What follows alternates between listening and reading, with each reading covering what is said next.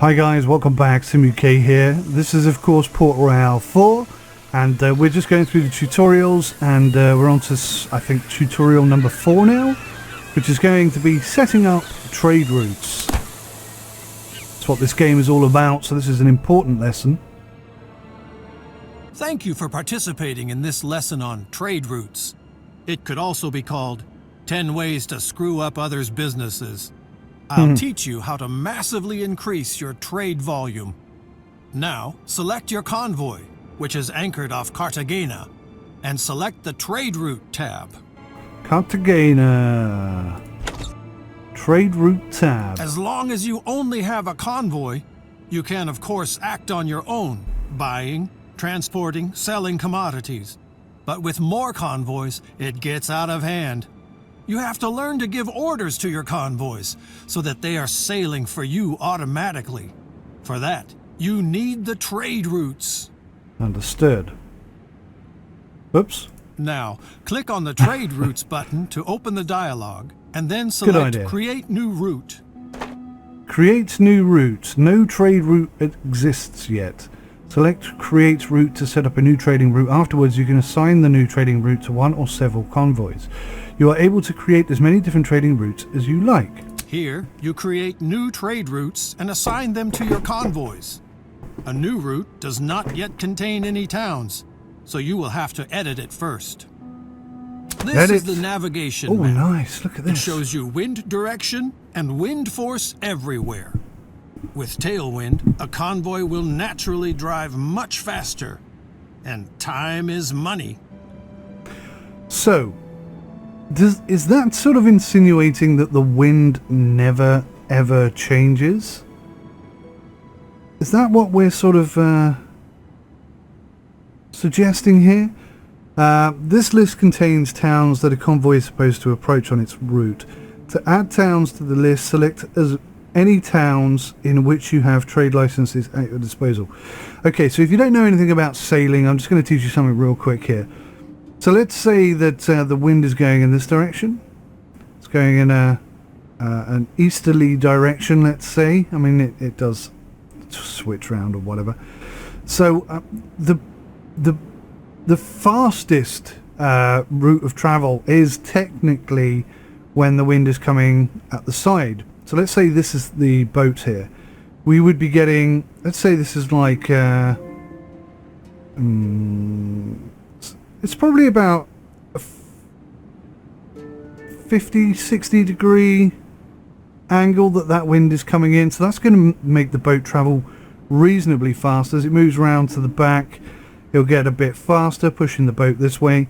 If the wind is coming head on, obviously you can't move at all. I think it's called in irons or something similar to that. It basically means there's no wind to push you. You need at least a 40 degree angle of wind in order to push the boat forwards. It's very clever how it all works, but it does work, trust me. Interestingly enough, direct wind behind the boat isn't the fastest necessarily, although there are new sails and such that can really take great advantage of them, so in some circumstances that would be the fastest. But back in the 16th century, what you would find is that the sails were pretty standard, pretty bog standard. They were flat and they could move a little bit, but ultimately they didn't move very much, and they were not that effective. So for boats of this period, it's quite possible that a tailwind, there's a name for that, I forget what it is, a tailwind would be the fastest. But what you want to do, I would imagine, in this game is to avoid a head-on wind at all costs. In order to traverse in a head-on wind, as I say, you need a 40 degree angle of wind, so you would basically zigzag like that. In order to go straight down here, you would have to zigzag like so in order to reach your objective. Now, I'm not sure where this tutorial is going to make me go, but I'm going to try and create routes that allow me to stay side on to the wind. But if it's constantly going to be a circle like this, then maybe you could go round in a circle. It's a bit weird that they've done it like this. I'm going to have to see what happens here, I guess. The red areas are sometimes hit by storms. This increases the risk that your convoy will be damaged. Okay. That's what areas with a dull wind look like. Here, convoys move very slowly. Avoid Therefore, that. such areas are usually avoided. Yeah. So, yeah, obviously, there are times when there's no wind, and that is a big problem. The colored areas near coasts indicate shallow waters and reefs. Convoys with greater draft have to be very careful here, and therefore do not make rapid progress. Convoys consisting only of vessels with little draft have no problems here. Awesome. Now look up to the left. There you will see the towns where you have acquired a trading license. You will also see what each town is producing at the moment. Oh, okay, so this is producing vegetables, sugar, whatever that is, and whatever that is. And this one is producing furniture, coffee, whatever that is, and whatever that is. Okay. Set up a trade route with these 4 towns. Simply select the towns in this order: Cartagena, Portobello, Bluefields, Puerto Cabezas. As you can see, all the towns will appear in the list, and even the exact course of the route will be shown. However, this route is not very convenient. I was going to say The that. convoy would have to sail frequently against the wind. Indeed. And would make only slow progress. If any at all. Yeah. The first thing you should do is to change the order of the towns. To change the position of a town in the list, you can select and move it.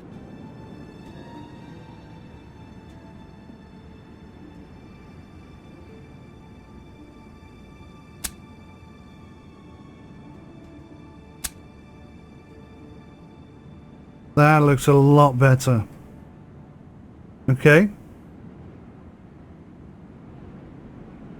Oh, okay. So I've done exactly what he wants me to do, but I've done it in an order that he doesn't like. So I've got to now go You Cartagena. see, the course of the route is already much more consistent with the wind directions. But you can optimize the route even more because it runs through an area with little wind. Select the route at the marked position and move it up to the other marker outside the calm. And see how this reduces the duration of the trip. You can certainly improve the route in other places to take better account of the wind, avoid potential storms, or avoid shallow water and cliffs. Feel free to experiment. Then select the town of Cartagena in the list to set the commands for that town. This is cool. I actually really like this. This is precisely what I was hoping they would do. There's a cloud. That's the first one I've seen. Yeah, that's pretty smart. Very smart, in fact. You can certainly improve the route, take better account of the wind, avoid potential storms, or avoid shallow water and cliffs. Feel free to experiment, then select the town of Cartagena in the list to set the commands for that town. Okay. One last thing I'm just going to do is... Oh. How do I remove a waypoint? Just want to stay away from the shallows. Obviously we got some shallows here.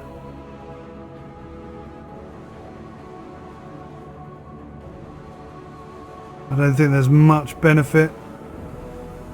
7.4 days. That's going to take 8 days. 8 days.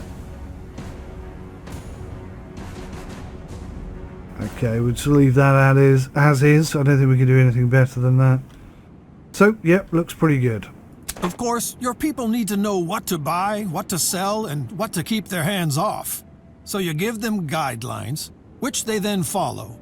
Don't worry, it sounds more complicated than it is. Okay. The commodities produced in a town are often in abundance. That makes them cheap, and you can sell them in other towns at a profit. Search for cotton and give the order to buy.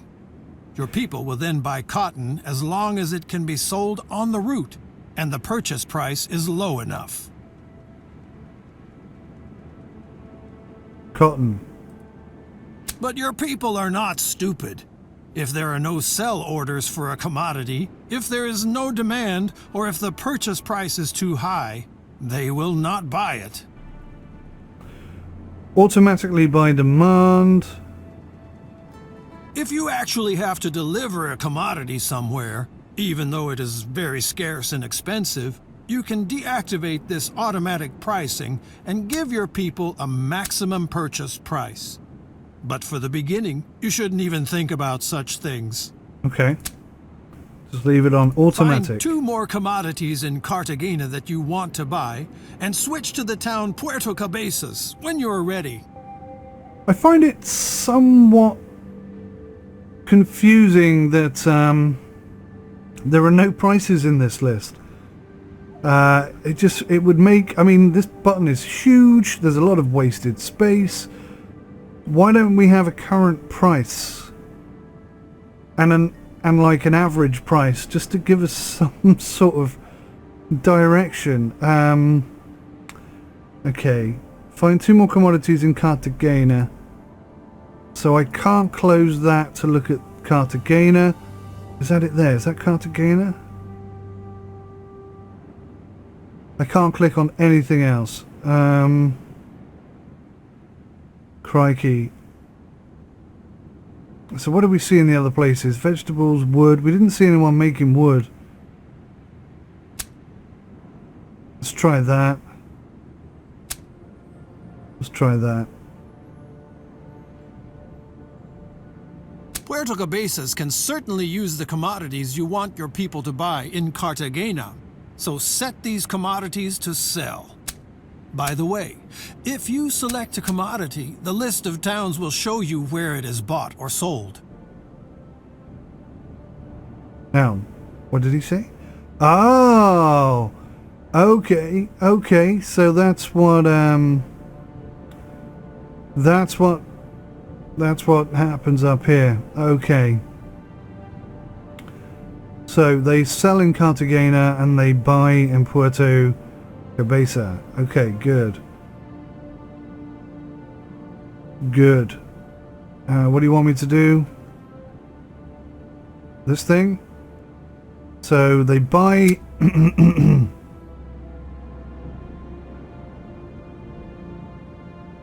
Of course, you can also set further preferences for priority, quantity, and price when selling, but it is not important at first. If you want to know what this is for at a later time, just have a look at my tips and tricks. Okay, this is going to take a little bit of getting used to. I guess in the tutorial everything is closed off because I'm not seeing any arrows at all for any of these except for the ones that I have. And I guess that's a tutorial-y type thing. So I can't click on that, it won't let me. So, an easy route is now available. If you want, you can of course make further settings for the other towns. Feel free to have a look around. Okay, so Puerto Cabezas, they...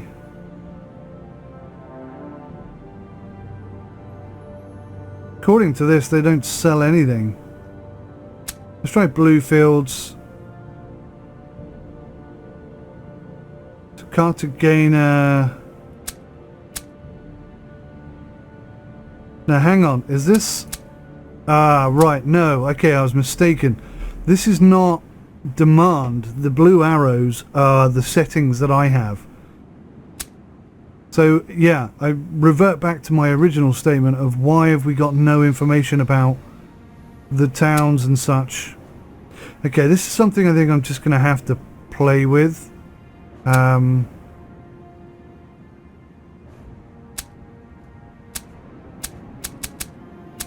I can't click on anything now. So the estimation thing here doesn't seem to be changing either. Okay. When you're ready, close the edit mode for the route again.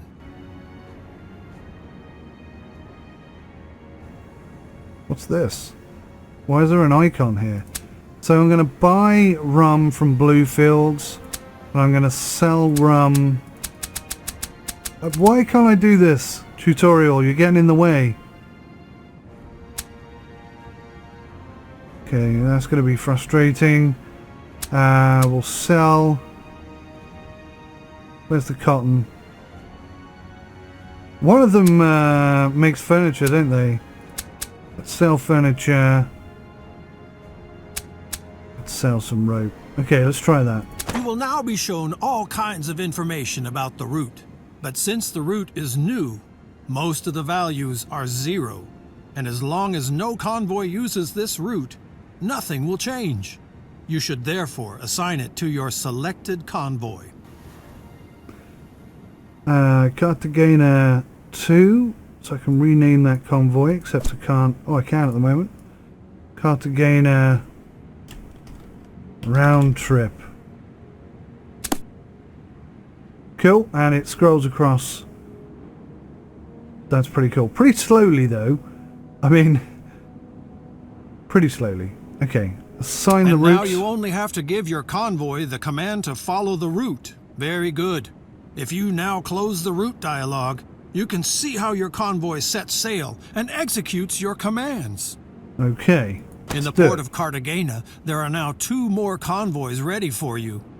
Up here, you can see how many of your convoys are not on a trade route right now. You can select such a convoy either directly in the world or by switching through. Please switch to a free convoy now. Now send this convoy to the route you just created.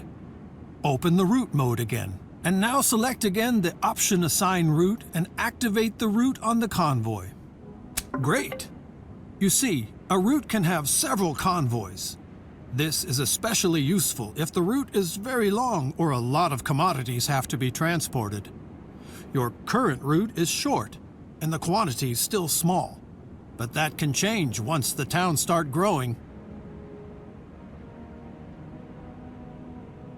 Okay, cool. You can, of course, change, extend, and optimize a route at any time. The affected convoys will implement these changes immediately. Finally, one more thing. The trade route dialog shows you the data of your different routes. You can also view the balances of individual convoys. Yeah, so current revenue per day is 0. Number of towns 4. Active since. Convoys on this route active/all. Interesting that it says 1 of 1, but I've just put another one on, so shouldn't that be 2 of 2? Interesting. Total capacity 500. So it's got average speed, total length of the route. That's pretty cool.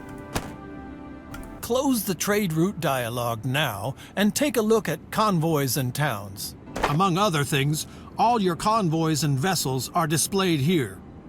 You can also view the balances of your convoys, which are currently on tour with a trade route. So you can quickly see if a convoy is currently making gains or losses. So far, no profit. This lesson is now also completed. Okay. You have now learned the most important things about trade routes. By the way, if you later have your own warehouses in towns, they can also be used and filled by trade routes. More about this in my course about production. So we bought 777 coins worth of stuff. We sold 1,000 coins of stuff. 1,200 in maintenance. A total loss of 1,055. So that's not going very well. That's not going very well at all. Hopefully that will even out when we sell the second lot of products. But yeah, that's a little concerning. Where's our ship? Cartagena 2. So we just dropped off at Portobello, and now it won't let me open that again. Bugger. Okay, basics of production. Let's jump in. Let's go figure this out. If we start making our own stuff, there must be more profit in it. Must be. Welcome to the course about production and why producing by yourself is better than buying from others. And while you're at it, I can also hammer some more insights about the Caribbean economy home. You already know that you can earn a lot of money by buying commodities here cheaply and selling them expensive elsewhere. Now, it can happen that you could sell more commodities than are offered. For example, because the production is too weak or there are too many merchants underway, then it is worth considering getting into production yourself. Sure, during production there are costs for buildings, raw materials, and workers. But if everything runs normally, you produce the commodities at a reasonable price, and you can sell them for a profit wherever they are needed. With optimizations, you can reduce your unit costs even more, and thus increase your profits. Nice. For this course, Cartagena is your hometown. Open the town dialogue. Here, you can see which commodities can be produced with which efficiency by cultivation or mining. Of course, you can produce handicrafts everywhere because they depend on raw materials and not on geographical specifics. Okay. Here, you can see which commodities are actually produced in the town. Each town can produce up to 7 different products. Your businesses will also be displayed here later. These numbers tell you how many commodities in the town are produced per day and how much could be produced. If, for example, workers or raw materials are missing, this slows down the production. It doesn't look like it shows me that information here, but if we come up here to cotton, I think that's where he's talking about. So we're producing 24 of a maximum of 24. Now, production of commodities is restricted, but... okay, this is a little odd. A maximum of 18, and we're producing 18.8 units per day, so... You should only produce the commodities that are scarce in the area, because the production of commodities is really expensive, and if you create an oversupply, the prices go down, and you make losses. Gotcha. That also applies to other producers in the town. If they make losses with their commodities, they shut down production or even tear down their businesses. I'm only telling you this in case you ever have plans like that. As in...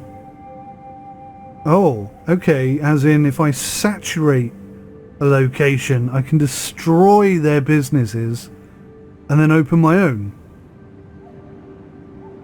Interesting. I wonder if you make profit from selling to the people on the island. You must Check do. which commodities are in demand here. Vegetables are such a commodity. Everything. And Cartagena does not produce vegetables at the moment, but could. Vegetables are also scarce in the neighboring towns.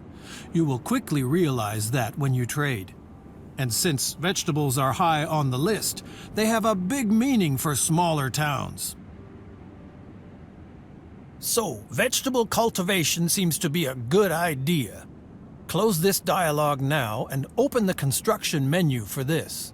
In the first section of buildings you can construct are town buildings like residentials or chapels, but we'll get to that in the next lesson. Okay. You can find production businesses in the second section. The darkened businesses can't be built here. The conditions for that are missing.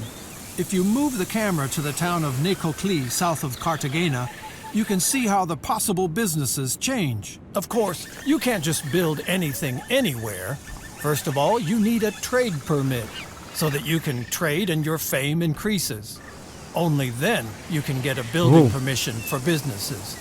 If you even want to construct town buildings, you have to get the town administration rights from the viceroy. Now take a look at Cartagena to see the possible building sites for vegetable cultivation. Select a business and zoom in close to the town until building sites in different colors become visible. The plots are divided into 2 colors, rather negative and neutral. Gray fields mean disadvantages. Move the focus to such a field. You can see that the operation would have a negative effect on the satisfaction of the residents in several residential areas. Oh, I see. There are no negative factors on the neutral fields. There you should now build a vegetable farm. Good. The construction contract is given. Here you can see which construction materials are needed and how much these materials and the construction costs. You don't have to worry about the construction workers, but they can only start working when the construction commodities are in stock in the town. You can help with this, if necessary. Close the construction menu again and move the focus to the business you just commissioned.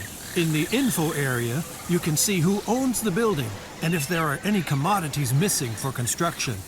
If so, you can either get them and sell them to the town, or you can wait until another merchant did.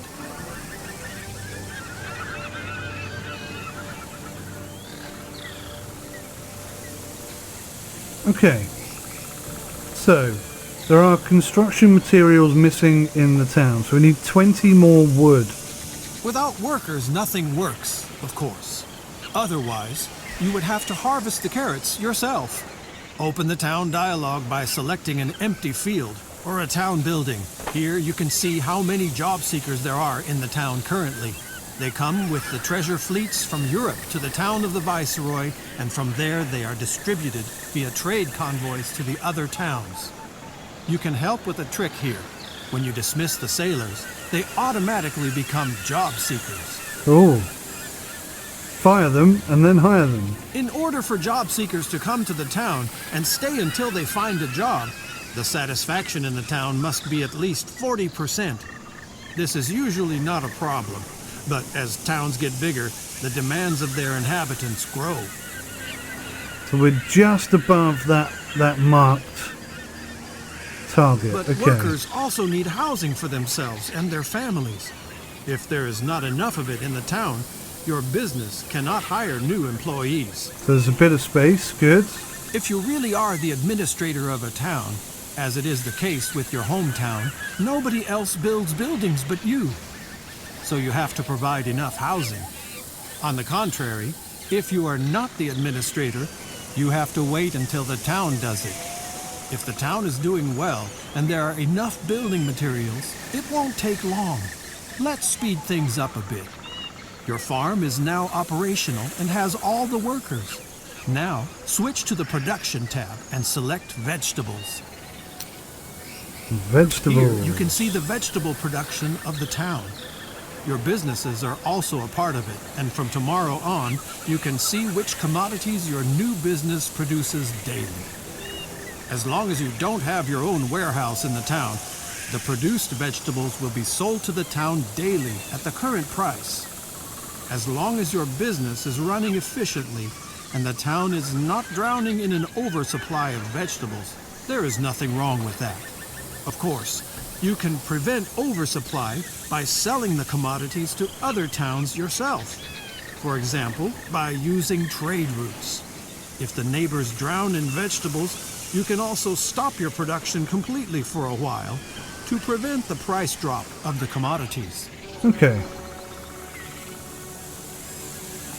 Vegetables are cultivated. Other commodities, such as iron or coal, are mined. And there are handicraft businesses where raw materials are converted, such as weaving mills. Here, cotton is spun and woven into cloth. Such a weaving mill is needed right now in Cartagena. Get to work! Certainly will. Yes. Cotton mill. No negative impact. Very good. Let's speed this up. Now leave the construction menu and select the weaving mill to see its production. Here you can see what raw materials you need for your cloth production. As long as you don't have a warehouse in the town where the commodities are in stock, the business automatically buys the required cotton from the town as needed and sells the produced cloth back to the town. And the lesson on the basics of production is already over. Now you know why you should only produce commodities that are in demand. Also, you should always make sure that your businesses have enough raw materials, because otherwise you will pay your workers to just sit around. Yes, makes good sense. Okay, well that's pretty cool, guys. I'm going to wrap this one up here. Thank you so much for watching. Please join me again for the next tutorial, which will be about advanced town development. Until then, take care. Goodbye for now.